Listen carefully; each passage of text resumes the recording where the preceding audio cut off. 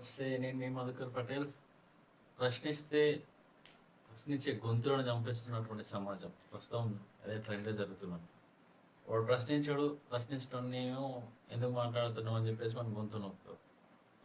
అసలు ప్రశ్నించకపోతే మీ సమస్యకు పరిష్కారం ఎలా దొరుకుతుంది? ప్రశ్నించే గొంతుకు మీరు సపోర్ట్ ఇవ్వకపోగా వాళ్ళని ఉల్టా ఎందుకు మాట్లాడుతున్నాం అని భయభ్రాంతులకు గురి చేసి వాళ్ళని పక్క తప్పిస్తే నీ ప్రశ్నకు, నీ సమస్య మీద పోరాడేవాడు మీ సమస్య మీద మాట్లాడే గొంతు ఏది?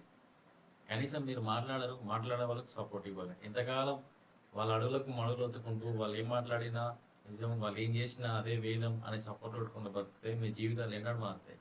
ఇట్లాంటి మౌనంగా ఇటువంటి జాతకాన్ని బతుకులు బతుకుతూ ఉంటే మీ సమస్యకు పరిష్కారం దొరకదు. At the end of the day మీరే ఏం చేయకుండా నేర్చిపోతారు. కనీసం అటువంటి వ్యక్తి ప్రశ్నిస్తున్న ఒక వ్యక్తి పైన సపోర్ట్ చేసి ఆ వ్యక్తికి వెన్నుదానిగా ఉండి మీ సమస్యలు తన సమస్యగా భావించి ప్రశ్నిస్తూ ఉన్నాడు వ్యతిరేకంగా, మీకు అనుకూలంగా. మీ సమస్య పరిష్కారం అయితే తన సమస్య పరిష్కారం అయినట్టు, మీరు ఆనందంగా ఉంటే తను ఆనందంగా ఉన్నాడు అని ఆనందపడే వ్యక్తి ఒక గొంతు. అటువంటి వ్యక్తి అలా మన కోసం మాట్లాడడానికి రెడీ ఉంది అన్నప్పుడు అటువంటి వ్యక్తికి మీరు సపోర్ట్ ఇవ్వాల్సిన అవసరం ఉందా లేదా? కేవలం మీ స్వలాభం కోసం అరే మాట్లాడితే ఏమంటాడో, మాట్లాడితే వాడు మనల్ని బెదిరిస్తాడో, కొడతాడో, లేదా మన వ్యాపారాల మీద ఎఫెక్ట్ చూపిస్తాడో అని ఇట్లా భయపడకుండా ఉంటే మీరు ఎన్ని రోజులు బతుకుతారు? ఇటువంటి వ్యక్తులకు మీరు సపోర్ట్ ఇవ్వకపోగా కేవలం ఎవరైతే మిమ్మల్ని బెదిరిస్తారో వాళ్ళకు అనుకూలంగా మాట్లాడి ఒక ఎదిగే ఒక యువ గొంతుకలను మీరు ఇవాళ తొక్కి పడుతుంది. ఇది రాబోయే రోజులలో మీకు, మీ కుటుంబాలకు పెను శాపంగా మారుతుంది.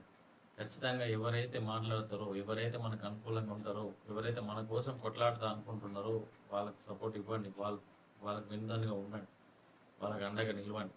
అంతే తప్ప వాడు ఎందుకు మాట్లాడిండు, వాడిని కొడతాడు కొట్టని, చంపుతాడు చంపని, ఇటువంటి కాదు. మన కోసం మనం మాట్లాడే వ్యక్తి ఎవరు ఉన్నారు అనే వ్యక్తిని గుర్తించి ఆ వ్యక్తికి అండగా నిలుద్దాం. అప్పుడే మన సమస్యకు పరిష్కారం దొరుకుతుంది. మౌనం వహించినన్ని రోజులు మీ సమస్యకు పరిష్కారం రాదు. గొంతెత్తి నిలదీసి మీ హక్కుల కోసం మీరు కొట్లాడిన రోజు, మీరు బాధ్యతగా మాట్లాడిన రోజే మీ సమస్యకు పరిష్కారం అవుతుంది. అంతే తప్ప వాళ్ళ అడుగులకు మడుగులతో భయపడకుండా ఉండడం పనులు కావు.